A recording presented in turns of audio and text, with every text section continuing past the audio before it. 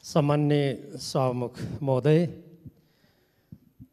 कामहरू सेतो सफा कागजमा कतै कालो दाग देखियो भने त्यो सानै भए पनि टाढैबाट देखिन्छ र त्यसले कहिलेकाहीँ कागजको उपयोगितालाई पनि समाप्त गरिदिन्छ।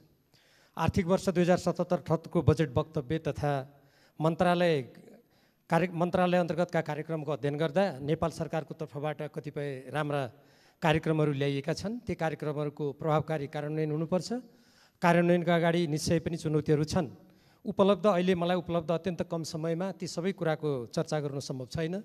देश र जनताको हितमा ध्यान दिनै पर्ने केही महत्त्वपूर्ण कुराहरूतर्फ सभामुख महोदय मार्फत नेपाल सरकारको ध्यान आकर्षित गराउन चाहन्छु। कोरोना महामारी नियन्त्रणका सन्दर्भमा अगाडि सारिएका कार्यक्रमहरू स्वागतयोग्य भए पनि परीक्षण र स्वास्थ्य उपकरणका लागि जनशक्ति, साधन र स्रोत धेरै जिल्लाहरूमा अत्यन्त कम छ। अहिले नै कतिपय जिल्लाहरूमा सङ्क्रमणको परीक्षण बन्द भएको छ भने कतिपय स्थानमा परीक्षण अत्यन्त सुस्त गतिमा छ। यसतर्फ विशेष ध्यान दिनुपर्छ। यस प्रसङ्गमा सेनालाई परिचालन गर्दा विपद व्यवस्थापन ऐन अन्तर्गत परिचालन गरिएको हो कि होइन भन्ने कुरा स्पष्ट हुनु आवश्यक छ। राज्यको लोक कल्याणकारी भूमिका बढाउने र समाजवाद उन्मुख अर्थतन्त्र निर्माण गर्दै जाने बजेटमा उल्लेखित जुन उद्देश्य छ त्यो एकदमै उचित हो। तर यस उद्देश्यमा मेल नखाने विषयहरू बजेटमा कसरी देखा परे यो चाहिँ घोत्लिनुपर्ने विषय बनेको छ। नेपालको संविधानमा राज्यका नीतिहरू उल्लेखित राष्ट्रिय सुरक्षा प्रणालीको विकास तथा राष्ट्रिय सुरक्षा नीतिका आधारमा सुरक्षा विषयलाई सबल तुल्याउने कुनै कार्यक्रम मैले देखिनँ। सीमा प्रशासन कार्यालय अन्तर्गत नागरिकता र राहदानी वितरण कार्यक्रमका लागि भनेर जम्मा 2,62,00,000 मात्र छुट्याइएको छ। नेपालको लिम्पियाधुरा, लिपुले, कालापानी, सुस्ता लगायतका भारतबाट अतिक्रमित भूभागमा सडक लगायतका पूर्वाधार निर्माण र स्थानीय जनताका लागि सेवा सुविधाको कार्यक्रम बजेटमा नआउनु यसलाई विडम्बना नै मान्नुपर्छ।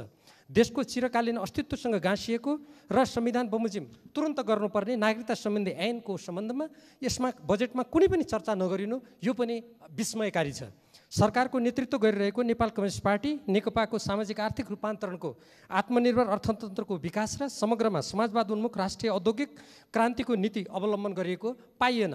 बरु विकासका दृष्टिले पछि परेका क्षेत्रलाई अगाडि बढाउँदै सन्तुलित विकास गर्ने गरी बजेट आउनुपर्ने तर्फ त्यति ध्यान नगएको जस्तो आभास हुन्छ। नेपालको कुनै कानुन र सम्झौताबाट निर्धारण नभएको उत्तरी सीमा र दक्षिणी सीमामा अन्तर्देशीय भनेको दुई देशको बीचको सहभागितामा आर्थिक क्षेत्रको कुरा गरिएको छ। पेट्रोल अन्वेषण जसको लागि हामीले आत्मनिर्भरताको कुरा गर्छौँ जम्मा 15 लाख बजेट छुट्याइएको छ। कोरोना महामारीका कारण देशभित्र र बाहिर बेरोजगार बन्न बाध्य जनशक्तिलाई रोजगारी प्रदान गर्ने तथा जनताको भरण पोषणका लागि आवश्यक कृषि क्षेत्रलाई प्राथमिकतामा राख्दै सोही अनुसार बजेट विनियोजन गरिनुपर्छ भन्ने सुझाव सर्वत्र सुनिएको हो। तर बजेटमा त्यसो नभएको भन्दै स्वयं कृषि मन्त्रालयले गुनासो गरेको हामीले सुन्नु पर्ने यो पनि विडम्बना नै मान्नुपर्छ। यसो गर्नु उचित भएन। अर्कोतर्फ मैले यसो हेर्दा चक्लेटको भन्सार घटाउने, मलको भन्सार बढाउने यो पनि समाजवाद उन्मुख नीतिको विरुद्धमा छ। शिक्षा क्षेत्रमा राज्यको लगानी वृद्धि गरी निजी क्षेत्रको लगानीलाई नियमन र व्यवस्थापन गरी सेवामूलक बनाउने राज्यको नीति विपरीत निजी विद्यालयले सामुदायिक विद्यालयको शैक्षिक गुणस्तर सुधारको जिम्मेवारी लिनुपर्ने कुरा यो बजेटमा कसरी पर्यो र स्वयं शिक्षा मन्त्रालयले यसप्रति आपत्ति जनाउनु पर्ने विडम्बनापूर्ण स्थिति कसरी उत्पन्न भयो यसलाई स्पष्ट पार्नु आवश्यक छ। संविधानको भावना तथा सरकारको नेतृत्व गरिरहेको दल नेपाल कम्युनिस्ट पार्टीको नीतिसँग पनि यो कुरा मेल खाँदैन। आगामी 3 वर्षमा काठमाडौँ उपत्यकाभित्र विद्युतीय सवारी साधन मात्र उपयोग गर्ने कार्ययोजना बनाई लागू गरिनेछ भन्ने सत्ताधारी दल नेपाल कम्युनिस्ट पार्टीको निर्वाचनको घोषणापत्रमा स्पष्ट रूपमा उल्लेख छ। तर त्यसको विरुद्ध विद्युतीय गाडी आयात गर्ने कुरालाई निरुत्साहित किन गरियो यसलाई पनि नेपाली जनताले बुझ्न चाहेका छन्। विदेशी सहायतामाथिको निर्भरता क्रमशः हटाउँदै लगिने र विदेशी सहायता नचाहिने गरी अर्थतन्त्रको विकास गरिने घोषणापत्रको नीति अवलम्बन गरेको मैले चाहिँ राम्ररी हेर्दा त्यति भेटिनँ। उल्टै नेपालको राष्ट्रिय हित, स्वाधीनता र अस्मितामा आँच पुर्याउन सक्ने भनी व्यापक रूपमा जनताबाट, राजनीतिक दलका विभिन्न मानिसहरूबाट र बुद्धिजीवीबाट आलोचित मिलेनियम च्यालेन्ज कर्पोरेसनसँगको सम्झौता यस गरिमामय संसदबाट अनुमोदन नहुँदै त्यस अन्तर्गतका आयोजनालाई बजेटमा समावेश गर्ने जस्तो गैर जिम्मेवार कार्य गरिएको छ। यो अत्यन्त अनुचित छ। समाजवादप्रति प्रतिबद्ध रहने नेपालको संविधानको मार्ग निर्देशन अनुरूप हुनुपर्नेमा नव उदारवादी बाटो समात्न खोजेको हो कि भन्ने यसबाट आभास हुन्छ।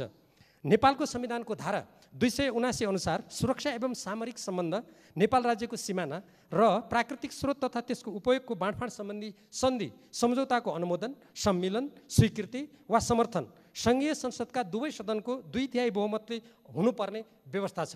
यो व्यवस्थालाई अहिले जति पनि यो सायद लगानी बोर्ड होस् जो प्रधानमन्त्री कार्यालयसँग सम्बन्धित छ, चाहे अरू नेपाल सरकारका निकायहरू हुन्, ती निकायहरूले गम्भीर रूपमा त्यसलाई ध्यान दिएर तदनुकूल जानुपर्नेमा मलाई आजकल के लाग्छ भने नेपालको संविधानको यो धारा एकदम ओझेलमा परेको छ र यसप्रति कुनै ध्यान नदिएको जस्तो लाग्छ।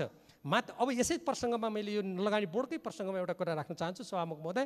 माथिल्लो कर्णाली आयोजना सम्बन्धी सम्झौता अनुरूप जिएमआर कम्पनीले 2 पटक म्याद थप्दा पनि वित्तीय व्यवस्थापन गर्न सकेको छैन। एक पटक त त्यो जुन सम्झौता हो त्यो सम्झौताको धारा विपरीत, अब म कुन व्यक्तिको नेतृत्वमा सरकार थियो म त्यतातिर जान चाहन्न, त्यसको म्याद बढाइसकेको छ तैपनि त्यो वित्तीय व्यवस्थापन गर्न सकेको छैन। यसबाट स्वत त्यो सम्झौता रद्द हुनु पर्थ्यो। तर त्यो नगर्दाखेरि मलाई अहिले चिन्ता के लागेको छ भने म सभामुख महोदय मार्फत नेपाल सरकारका सम्बन्धित निकायहरू र स्वयं सम्माननीय प्रधानमन्त्रीको ध्यान आकर्षित गराउन चाहन्छु। दोस्रो पटक म्याद थप्नु त सम्झौता विपरीत हुँदै हो, त्यो सम्झौता पहिले नै खारिज भएको छैन। लगानी बोर्ड सम्बन्धी कार्यमा पनि कतै उल्लेख छैन।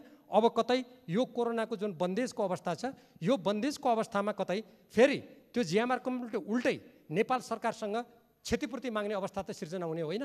फेरि यो गरिमामय संसदमा नेपाली जनताका सामु हामीले हाम्रो राष्ट्रिय हितको सुरक्षाको लागि बोल्नुपर्ने अवस्था त आउँदैन भन्ने चिन्ता उत्पन्न भएको छ। समग्रतामा भन्ने हो भने हाम्रो जुन यो बजेट हो, जुन नीति कार्यक्रमबाट निर्देशित छ, यसको उद्देश्यको बारेमा मैले अघि नै भने यो सबै हाम्रो नेपालको संविधानको समाजवाद उन्मुख हाम्रो नीति र त्यसमा लोक कल्याणकारी राज्यका सिद्धान्तहरू स्वयं यो सरकार सञ्चालन गर्ने नेतृत्व गरिरहेको नेपाल कम्युनिस्ट पार्टी नेकपाका चुनावी घोषणापत्रमा आधारित भएर अगाडि बढ्नेछ भन्ने कुरा मैले कता पढेको थिएँ। तर मैले केही उदाहरणहरू त्यो नीतिको विपरीत मैले पाएँ। त्यसकारण अब बजेटको कार्यान्वयन गर्दाखेरि हाम्रो त्यो घोषित नीतिसँग मेल नखाने, हाम्रो राष्ट्रियता, स्वाधीनता, सार्वभौमसत्ता, अखण्डता, स्वाभिमान, देशको समृद्धि, आत्मनिर्भर अर्थतन्त्रसँग मेल नखाने कुराहरूलाई कार्यान्वयन गर्दाखेरि निसन्देह नै सरकारले ध्यान दिनेछ भन्ने मैले अपेक्षा गरेको छु। धन्यवाद।